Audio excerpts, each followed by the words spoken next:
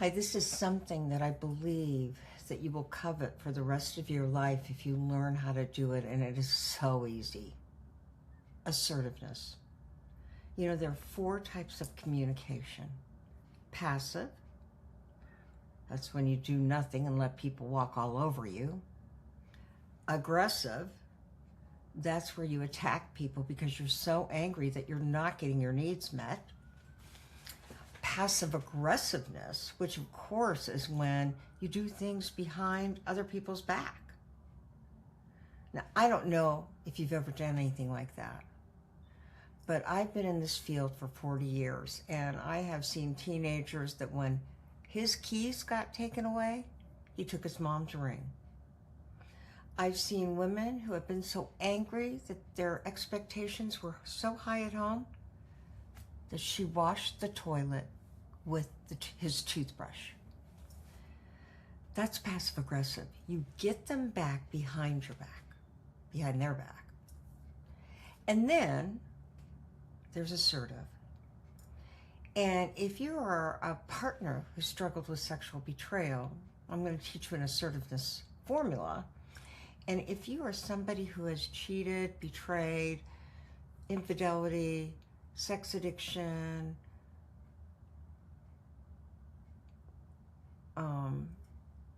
if you just haven't been able to control urges and cravings, I'm going to teach you gentle assertiveness.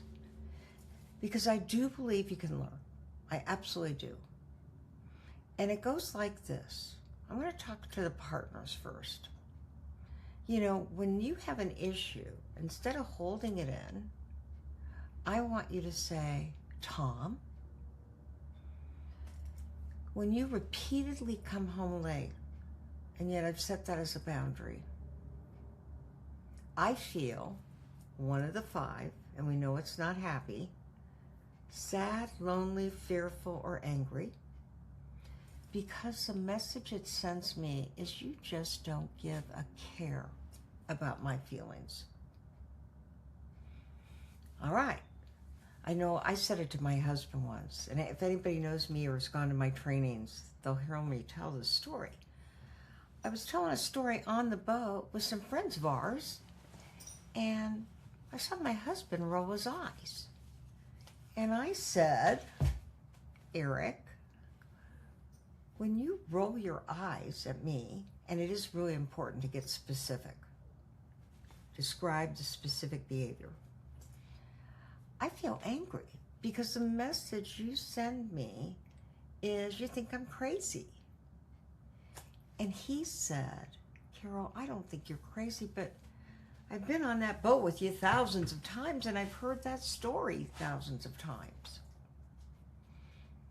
Okay, now I'm gonna veer off for 1 second, because sometimes assertiveness teaches you, the communicator, something. And I heard him say that, and I thought, oh, yeah, I do love to tell that story. It's a story about a dead body we found in our lake. And so, I know that sounds morbid, right? I love the story, but I mean, it's a good story. Not only was a dead body dumped in the lake, I knew the person that had dumped the body. I know what you're thinking. Call the police. We all did several times. They chose not to do anything about it, but that's another story. I'll get back to the point. So I said, oh, I don't want to bore my husband. I don't want to repeat myself. I don't want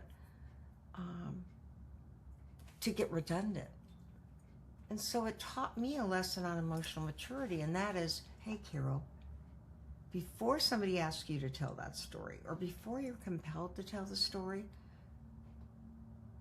think about how you might tell them when Eric isn't around.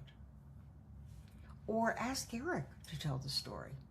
He's heard it 10 million times, right? Okay, so now I'm going to talk to you about men that have betrayed.